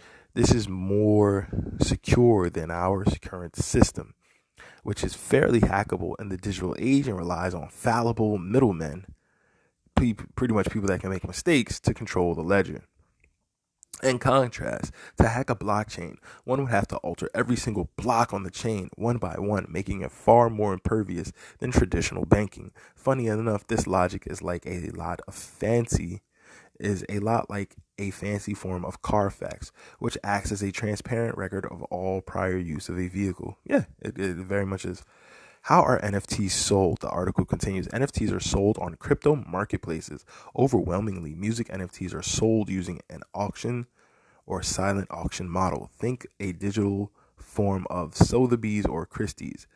But some are sold at a set price instead. It is up to the seller which method is preferred. Most marketplaces do not accept credit cards or traditional forms of cash, and instead ask for cryptocurrencies. But there are a few that accept both traditional cash and crypto. Who you should know in the world of music NFTs. One of the best ways to understand music industry NFTs is to look at a few key early players in the space, pioneering music NFTs as their popularity rapidly expands. In fact, sales of music NFTs have reportedly grown 150 times over the last 6 months, according to data from Multure Music. And it seems that nowadays every artist and music company is trying to get in on the hype. NFTs in the music industry can take on many forms, including but not limited to ticket sales for concerts, both virtual and physical, sample packs, previews of unreleased songs, art, and more. Or it could be a combination of all those things. You can literally put all those things together and sell it as an NFT, guys. I mean, the sky's the limit, really. With such growth, it can be anticipated that potential uses for this technology will expand quickly and reach far beyond how the industry utilizes NFTs today. For artists, NFTs offer the exciting possibility of cutting out some of the industry's middlemen and monetizing their work in brand new ways. Mike Shinoda, co-founder of Linkin Park, for example, raised $30,000 auctioning a 37-second teaser of an unreleased song, paired with an animation of a skull as an audio-visual NFT. In a Twitter thread explaining the move, Shinoda noted, "Think of it like owning a one-of-a-kind item in a game. It's a weird thing to own, yes, but here's the crazy thing. Even if I upload the full version of the contained song to DSPs worldwide, which I can still do, I would never get close to 10K after fees by DSPs, label, marketing, etc. For most established artists with a sizable team like Shinoda, managers, labels, publishers, co-writers, and more take percentages of the artist's profits from their music, leaving artists with small fragments of money their work has earned." This is crazy. Though electronic artists are the most common early adapters, like top earners 3Low and deadmau5, musicians across genres are joining the trend, including the aforementioned rock group Kings of Leon. That's a fact, because I know a bunch of hip-hop artists that's throwing all type of projects up there right now, who dropped their first album ever as a NFT last week. The article continues. Released via Yellowheart, an NFT marketplace that counts the Chainsmokers as partners, the group is not only offering the album itself as an NFT, it also offers the digital artwork in 6 quote-unquote golden tickets, all as NFTs. If a fan gets the golden ticket, they can redeem 4 front row tickets at any Kings of Leon headline show anywhere in the world once per tour. That's crazy. In this case, the NFT's blockchain technology allows for a secure transfer of the golden ticket directly into the fan's digital wallet. And your digital wallet could hold literally anything, guys, like all of your possessions. The album NFT itself will be available for purchase for 2 weeks, and it will include digital album artwork, 1 full digital album download, and a physical copy of limited edition vinyl. This also opens up possibilities for producers. Grammy-nominated producer Ill Mind recently offered up the world's first sample beat pack as an NFT, announcing it via Twitter on February 25th. Anyone can listen to the beat pack, but ownership and the rights to use the beat pack only go to the highest bidder. This sale is This sale in particular could have a major impact on the way music is licensed and sold. Currently, licensing music or transferring ownership is an inconvenient process for labels, publishers, and their lawyers, often resulting in a pushed back release dates as people work to manually clear up sample use or transfer of ownership. With NFTs, it's as quick as just buying about anything else online, and the technology allows for clear documentation of transfer. Crazy, man. Crazy, crazy, crazy. What can you say? What can you say? What can you say? What can you say? Like, this article is excellent. Highly recommend continue getting into this, guys, because I mean, this is really, really, really important stuff to know. Article continues. Why would anyone want to buy an NFT anyway, right? Although some NFTs being offered today may seem frivolous, the logic of buying NFTs is similar to other physical assets or goods. For example, many fans might want to buy a limited run collector's edition vinyl, even though they can stream the same album for almost free. The popularity of NFTs also fits the trend of hyper-driven brands like Supreme.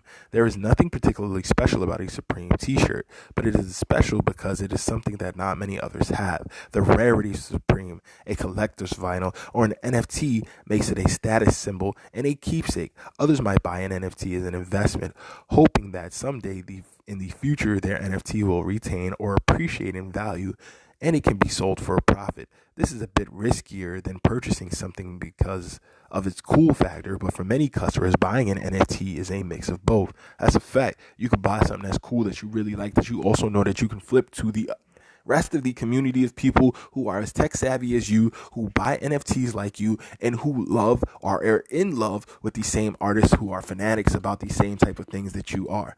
Pros of NFTs: an alternative revenue stream for artists. COVID-19 has left the music business in disrepair. After losing the industry's most profitable sector, live music, almost for an entire year, many artists and companies have struggled to continue. NFTs offers a potential new form of revenue to compensate for that loss, and it provides a rare opportunity for fans to support artists directly. It's intellectual property, of course. You can use it for ticketing. Ticketing for live events and virtual events as well has been dogged by inefficiency, bots, scalping, hidden fees, and counterfeits for a long time. According to CNBC, 12% of people buying concert tickets get scammed. But the blockchain technology used to power NFTs makes scamming nearly impossible, allowing for much more clear transfers of ownership and easier verification. NFT ticketing, or smart ticketing, can also prevent secondary sales markets and scalping.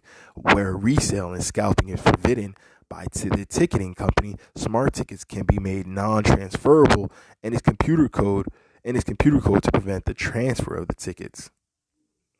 Crazy. I mean, there's a lot of really good things about it, man. But of course, with the positive comes the transparency. Do you want everyone seeing everything you do all the time? Do you want everyone to have? Do you want Do you want them to have the control? It's not going to be decentralized. This is going to have to be very centralized for them to be able to regulate it in that fashion. Cons of NFTs: emerging artists. So far, there are not many emerging artists who have tapped into the NFT market, but that is vastly, vastly changing because NFT sales are often driven by status and hype and not by merit. It stands to reason that emerging artists would not fare well. Also, some marketplaces are highly curated and exclude NFTs from smaller names, but marketplaces like OpenSea, for example, that are open to emerging acts, charge a hefty upfront fee to set up your account as a buyer, creating a barrier of entry. Manufactured scarcity. Digital scarcity and physical scarcity are quite different in nature. A live show with a seating cap is an example of scarcity in the music industry with its physicalness, that is physically necessary. But a live stream show with a limited number of tickets sold as NFTs creates scarcity that did not need to exist otherwise. More fans could have attended the live stream if the artist allowed it. NFTs relied on the manufactured concept that something is limited when it is not, to make it appear valuable. So you're creating the idea of scarcity when there's really abundance. When a million people could come to the show, I'm only going to let the first 500 come. So because I want people to rush out and I want to be able to charge a premium. But I mean, that's how the marketplace works. That's how the physical marketplace works. There's only but so many type of mansions people could live in. There's only but so many apartments in the best buildings in Manhattan. There's only but so many.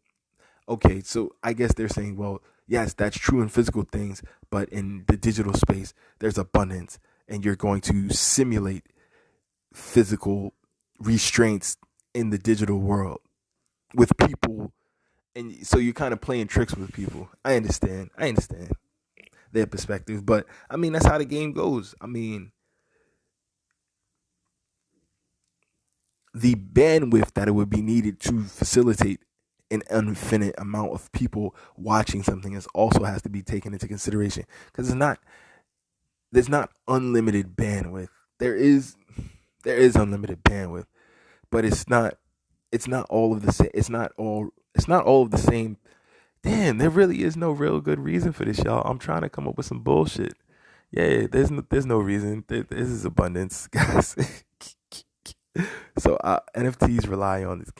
It excludes many of the artist's fans when it is not necessary to do so. Okay. Intellectual property, though through recent cases like Illmind's NFT sample pack have proven the potential benefits of using blockchain to transfer ownership of intellectual property, there's still a lot of uncertainty given the newness of the technology and the complexity of the copyright laws worldwide. Smart contracts in a decentralized system could easily run into legal issues. Okay. I mean, listen, this is a great article. I didn't touch on every single piece, but I touched on a lot of it because I think this is definitely something we need to know more about as artists going into the next phase. And when I tried to talk about this with people the other day, they looked at me like I had three heads and a skull, yo. They really looked at me like I was bugging, and how dare I even bring such a thing up. But these are things we as artists need to really start talking about, because it's happening. It's happening in our face. This is your boy Phantm Phuego. This is his Ghetto point of view. We're going to take a quick break. We'll be back. Don't forget to like, share, subscribe to the show. Tell a friend to tell a friend. Wednesdays and Sundays is when we get to it. You know how we do it. It ain't nothing to it. We do it like we do it for TV. You know they can't see me. Ray Charles and Stevie do it so easy. Yeah. Be right back.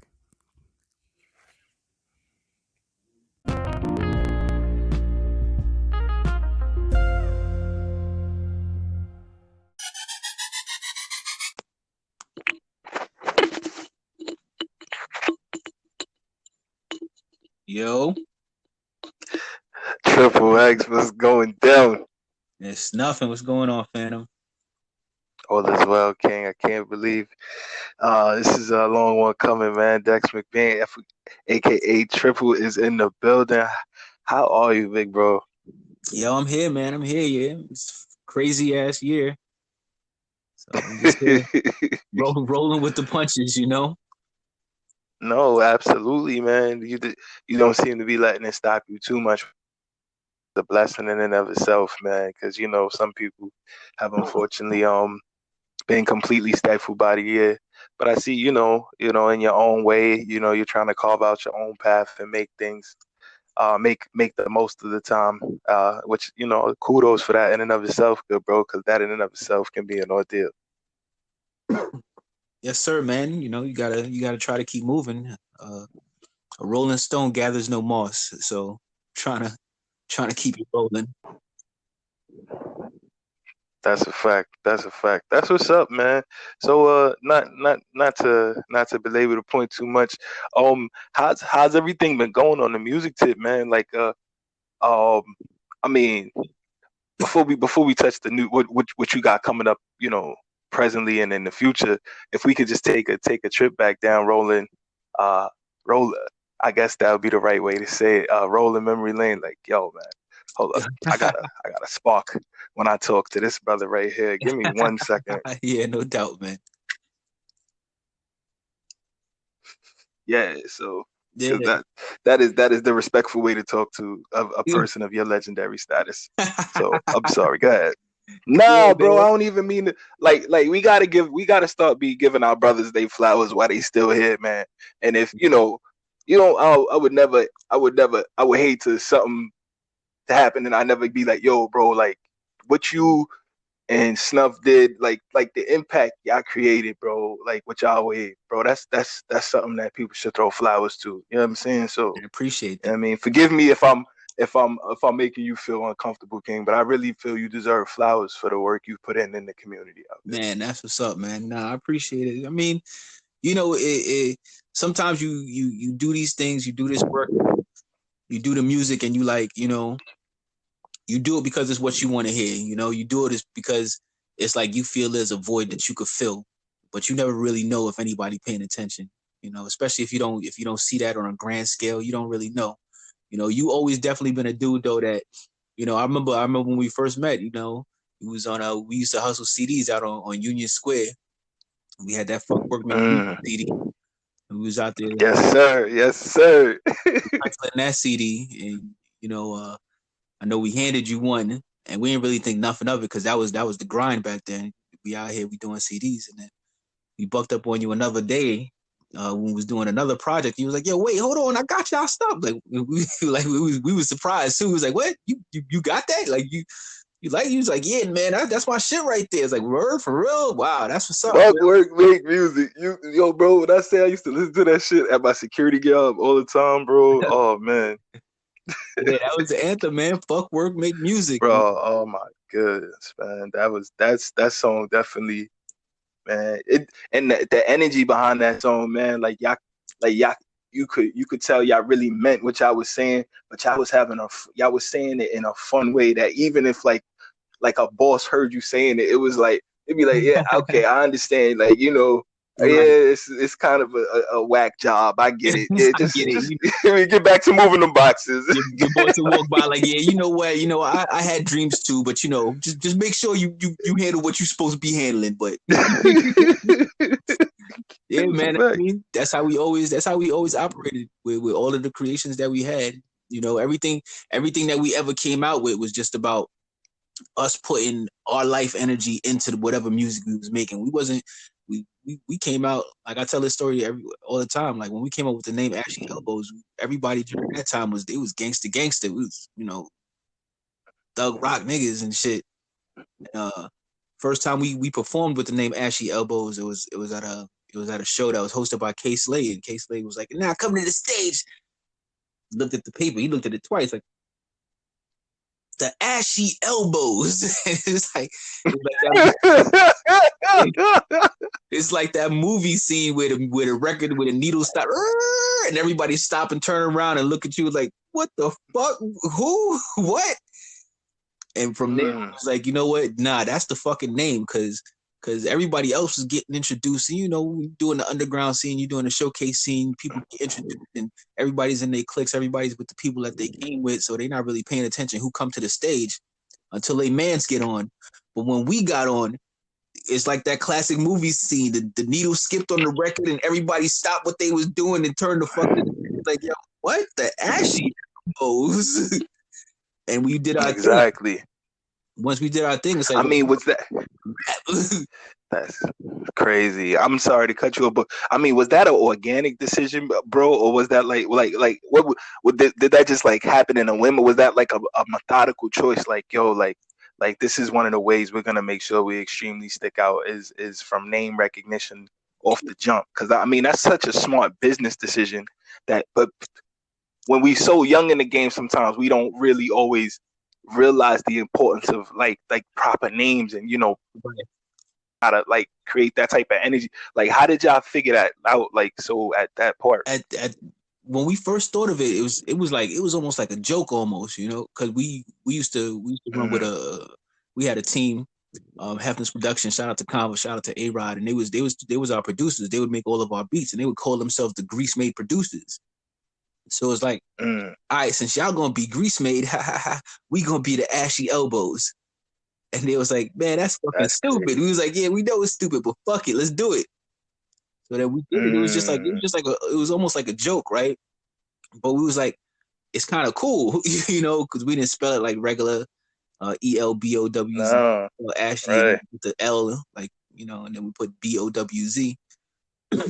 And then once we did that show, Dudes might have been the Dogecoin of right, the rap game back we then. used the Dogecoin of the rap game. It's a joke, and the popularity came out. But then after that K Slade shit happened, we was like, you know what? Let's really put some thought and energy behind this. Pardon me. So then from there, it's like, all right, if we gonna be the AshyLBowz, what we gonna name our album? All right, let's name it NoLotion. Fuck it. So that wow, right. We did the first album, NoLotion, and during the time it was like the Dave Chappelle show was popular. So there was a character on there. If you ever watched the Dave Chappelle show, you know the character that Donnell Rawlings played that everybody know. Ashy Larry, of course. Ashy Larry. Yes, sir. So we was like, yo, it'd be dope if we could get Ashy Larry on the album.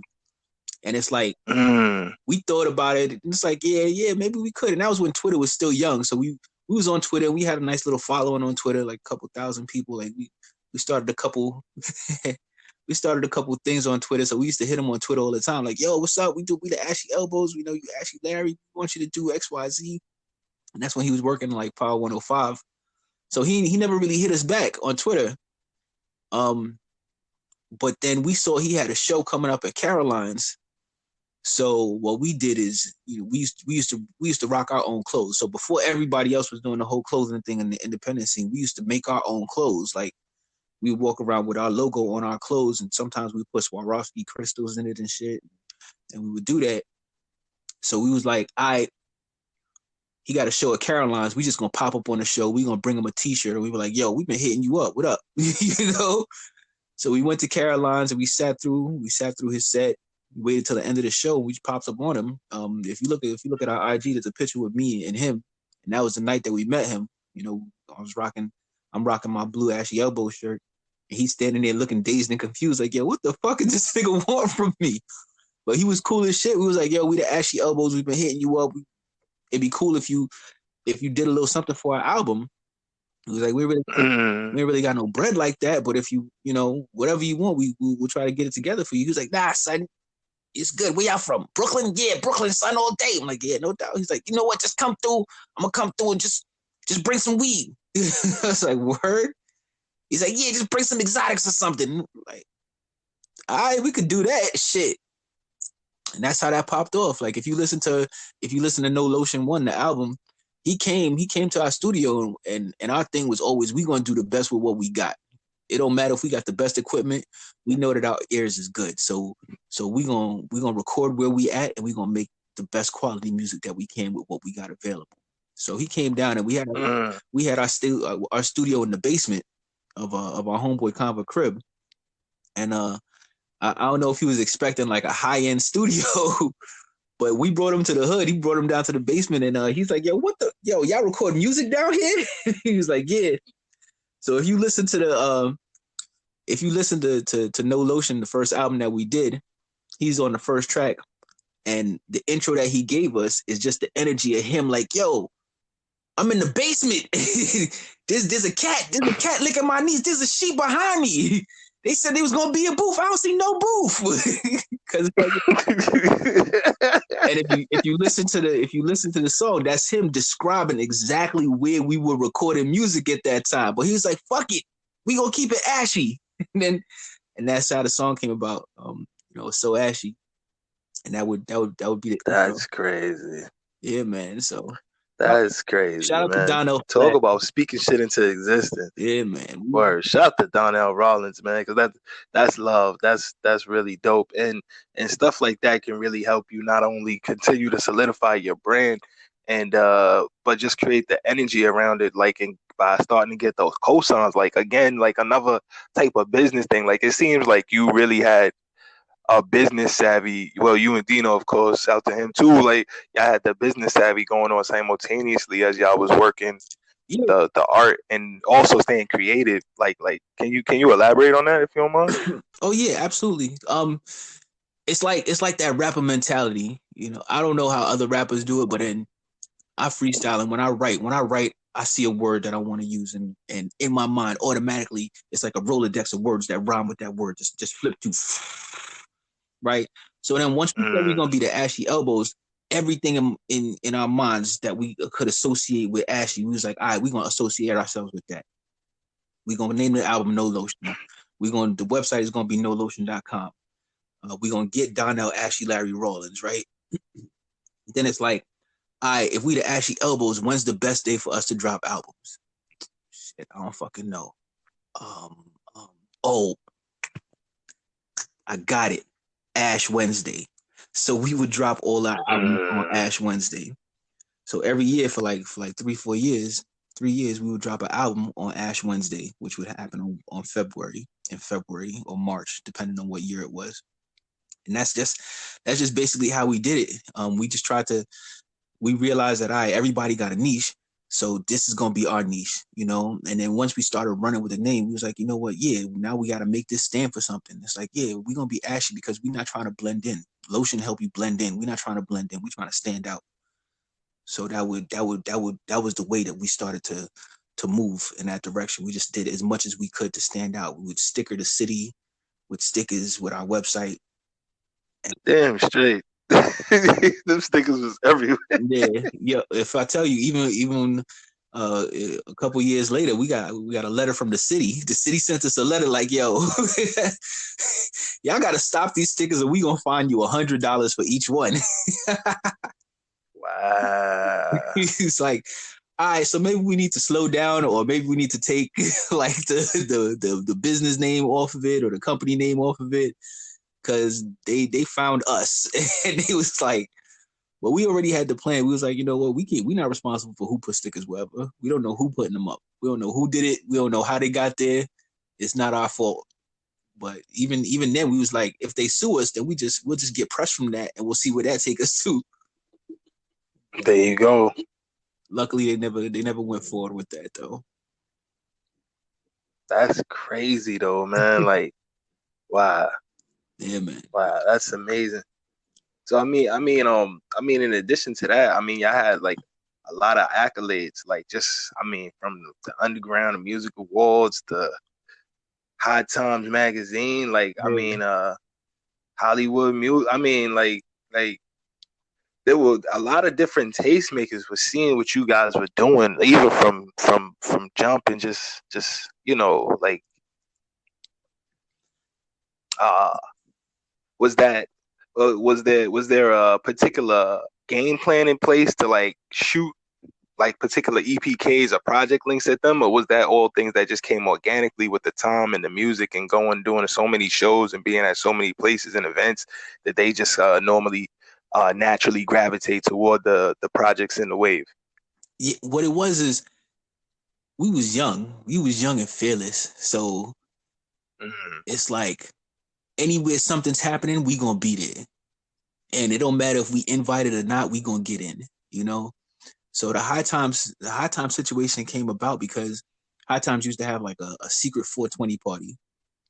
They used to have a 420 party, and it was a secret location where they would have it because, you know, back then weed wasn't legal, so they were having like that year it was in a warehouse in Greenpoint. And we went to that party, and the editor was there, Danny Danko, and we was like, at that point, we had put out a mixtape. We put out a mixtape called Going Green. It was Going Green 1.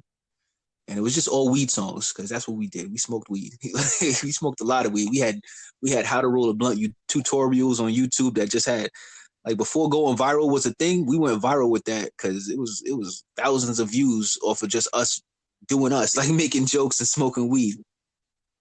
So we went to that High Times party, and it was a couple of notable people there. Dame Dash was there that day. Rockweiler, the producer, was there. It was a bunch of people that was in the building at that 420 party, and we was like, we ran up on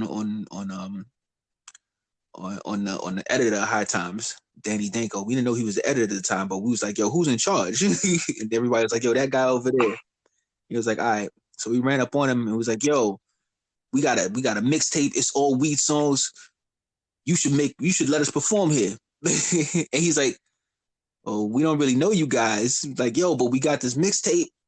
It's all weed songs on it. Trust me, it's fire. He's like, all right, you guys got a show track? You got show tracks with you now?" It's like, of course, because we always like that was the thing. We was like, we gonna be Boy Scouts of this.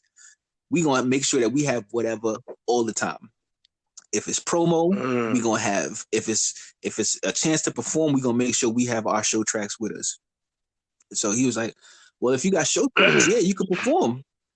And we was like, "No, of course we got show tracks." So he let us perform at that secret party, and we got that was before IG was like popping like that. But we got like maybe 1 or 2 pictures with us performing there at that joint. And from there, they was like, "Yo, you got fucking dope." It was like, "Yo, thank you." And a couple months later, we came out with the next project, which was Going Green 808s, Going Green 2, which is 808s and Smoke Breaks, which we just did with a bunch of Kanye West beats and just made different songs about weed for the entire mixtape. And we sent it to them. We sent it to Danny Danko directly. He was like, "Yo, we want you guys to be High Times Band of the Month." And it's like, word? So we looked it up. Like all the other bands of the month, it wasn't rappers. It was like rock and roll artists and stuff like that. It was like one of the first rap artists that they was like, "This is the band of the month, the AshyLBowz. This is their mixtape, Going Green 2, 808s and Smoke Breaks." That's how that popped. That's crazy. Yeah, man. It's So I mean, that sounds like a consistent theme. With everything that you guys did was just like a persistence to just keep going and not be denied and no matter what, just not taking no for an answer. Would you agree that that's accurate? Oh yeah, absolutely. You know, there's a line that Sticky Fingers used to say on his Kirk Jones, Diary of Kirk Jones album. It's like those who take no for an answer get told no. So we just never took no. And that was always the situation that anytime we landed ourselves in, because coming off with a name like the AshyLBowz, people are like, "Come on, you guys are a fucking gimmick, you guys are a fucking joke," and we're like, "No, you listen to what we rap about and how we rap, you're gonna be like, yo, wait, there's nothing like you guys out here." It's like, yeah, we know that. That's why we do things we do. So we would like one of the first people in the industry that really became a fan of us and how we did things was Chris Lighty. You know, R.I.P. Lighty. Because we harassed. That's a fact. R.I.P. Yeah, we harassed the shit out of Chris Lighty on Twitter. Because he tried to play us once. He was like, "Yo, what? Nah, yo, you don't know. We fucking dope. We lit out here before lit was a thing." We was like, "Yo, we're lit." And eventually it got back to him. He's like, "Wait, no, I listened to y'all shit. Y'all are fucking dope." So he would invite us to different events. Like he invited us to a Mariah Carey video shoot that was the video never got released, but it was in Greenpoint, and Director X was there, formerly known as Little X. He was there, and Yeezy was there, Kanye was there, and yeah. So we got a chance. Like we met with Kanye, and that was right after. That was after the whole where he interrupted Taylor Swift and said Beyonce had the best album of all time. So it was right after that, and we was actually at that VMAs because we snuck into that joint. Wow. 22. But yeah, we was at that joint, and the cover for our mixtape, which is 808s and Smoke Breaks, was similar to the cover of his album 808s and Heartbreaks, and we used a lot of the beats from his album to put on our mixtape. So his album is the Red Heart getting broken apart by the cartoon Cause Hands, and ours, and y'all's is a bud flower, a heart, right? Is a bud heart getting broken apart. So we showed him that, and you know, we kicked a little freestyle with him, and it was cool. It was dope. I assume he was going through a lot at that time, but yeah, man, it was that, and from that, Lighty was just always a big fan of us. He was like, he invited us to come to the office. We performed for him in the Violator office up on 2020, I think it was like 23rd or 24th, something like that. We threw powder all over his conference room table, like, and he was looking at us like, "Yo, you kids are fucking crazy." He was like, "Yo, this is what we do." And he was like, "Yo, I'm gonna stay in contact with you guys. You guys got something." And unfortunately, it was like a couple months later, he passed. But he was definitely one of the first people that saw it on the forefront, and he's like, "Nah, I don't know what to do." Like he told us this out of his mouth. He's like, "I don't know how to sell you guys. I don't know how to market you guys yet, but you guys got something." Because at the time, it was nothing like us. You know, at the time, everybody was selling an image, and we was like, "Our image is no image. This is just us." Eventually, that became the wave, though. No, man. Talk like yeah, man. I wholeheartedly agree that a lot of the stuff y'all was doing was way ahead of your time, bro. But and I feel like even with the accolades and the attention that people was giving it, bro, I don't even know if people will appreciate everything y'all did until people really look back and be like, yo, those projects was dope. And especially now as I feel like cannabis and stuff is getting more into the main space, like I feel like projects like y'all's and like other projects of those veins would be like will generate even more of the attention that they fully truly deserve. So, you know, they say like all artists don't always get they flowers when they in that moment, but like it with good work gets his time, bro. So Yeah. I think y'all's is definitely gonna come. But other than that, man, bro, like talk like please bring us up to speed on like what you got going on now, what you got going on next, and like what people can look forward to. Well, right now we had 3 albums that we had finished. We put out the second album, which was NoLotion 2, The Great Repression, which was something that was like it was a project where it just went through the day in the life of somebody going through the recession that was happening at the time. And that project, we actually, Mm. I remember it was a year that I sat in my living room. I was like, yo, I wonder what it's going to take to get a Grammy. And I said, you know what, this year I want a Grammy. And what we did is we figured out what process it would take to get a Grammy. You join the Recording Academy, you submit your music to the Recording Academy, they take it and they put it in the pool.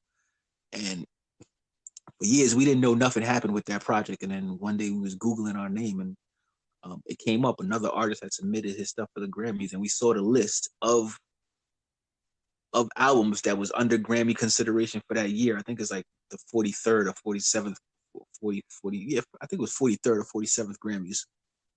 And we saw our project on there, and we was like, yo, what? we got that far with that? So that's out now. That's crazy. Yeah, because we went, if you look on the page, we got a picture with the, he's like the CEO of awards or something like that. Like it's his title, Bill Frymuth. Mm. And it's a picture of Snuff and him, and us in front of the banner of the Recording Academy, because they had little conferences and stuff that we would jump into, and just we would do what we do. We pop up and we getting in, like no matter what, we getting in. Those years we got into a lot of events just by like, all right, we here now. How do we get in? That project got that. That's crazy. Yeah. And then after that, we had another album, NoLotion 3, Studio 54, which was just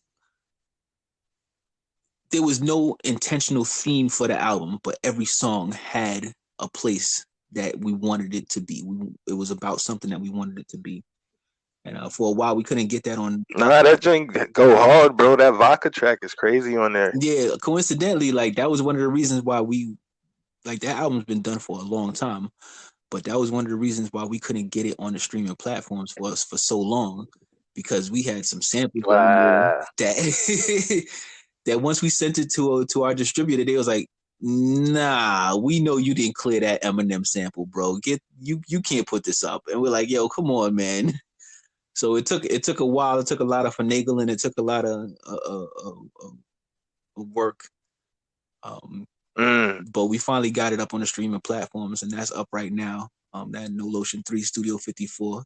That's the latest joint. That's up there on all the streaming platforms right now. So you can check that out. As far as in the future, Snuff got a solo project, so we don't know when the next AshyLBowz project is going to happen, and we don't know if it's going to happen. We don't know what's going on with it. Snuff is out in Florida now. He's been out there for a little bit. Yeah. And he's back into making music. So he's got a project coming out soon called 10,000 Hours. You could definitely look out for that. That should be dropping soon. That's what's up.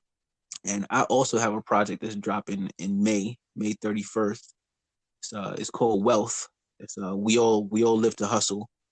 And it's basically just an entire it's a financial project. So it's like this is something that I've been working on for a minute. It's all financial themed songs. That my goal when I set out and started writing this joint was to kind of bring some of the knowledge that I have from a financial standpoint. Like, far be it, I'm not like a super financial advisor, but there's a couple things that I know, right? So I was like, if I could take the things that I know and put them in the song form and make it dope, where maybe I could subconsciously teach people something. Maybe I could subconsciously allow them to learn. You know, I always say that if I could do for financial topics what hip hop did for crack, then I would feel like I did a good thing. Like I'm in a good space with that. Because I mean, most of us ain't never sell no crack, right? But we know how to make it, right? Fire, water, baking soda, cocaine. You know, we all know the basic ingredients, right? Why? Because of fucking hip. That's a fact. So yeah. If I could do that for super PACs and credit scores and you know IRAs and shit like that, then I feel like I did a service to the community. So that's coming out on May 31st. Which our thing is always we're gonna pick some dates that's relevant. And May 31st is the 100-year anniversary of the Black Wall Street riots. So look out for that. That should be on all the streaming platforms soon. Wealth. That's what's up right now. That's excellent, man. That's dope. Wow, bro. This was really dope, man. I appreciate the time, King. Hopefully we could jump back in and tune in soon once Wealth drops. Definitely be looking in store for that and make sure everybody is. Please let everybody know where they can find you on all the streaming platforms before you go, good brother. Oh yeah, absolutely. If you jump on any streaming platform and you type in AshyLBowz, AshyLBowz, we gonna pop right up. That Wealth album is probably gonna be, it's gonna be under my name. I'm gonna put it under Dex McBean. You know, I'm transitioning. I'm gonna use the triple moniker, and I'm gonna retire that for with the Elbow Gang. I'm gonna let that sit when I do AshyLBowz work. But this project is gonna be under my name, Dex McBean. 10,000 Hours should be under Snuff name, Snuff, D Snuff. And definitely, you can always check out the website, NoLotion.com. That's always going to have all the links to anything that's AshyLBowz related. And I appreciate you, Phantm, man. I appreciate you always being solid. You always look out for us. And in turn, we always going to look out for you, brother. You know, you one of the real ones. Thanks, man. Yo, for real, I appreciate it, King. Once again, man. And you know what I'm saying? Like respect, bro. Cause like, you know, the creativity, the business acumen, the hustle, it's definitely a very well-rounded package, and I appreciate it all, King. Salute. Definitely appreciate your time, good sir. Yes, sir. Thank you, man. I appreciate you, brother. Yes, sir. In the building with Dex McBean. It's his guy.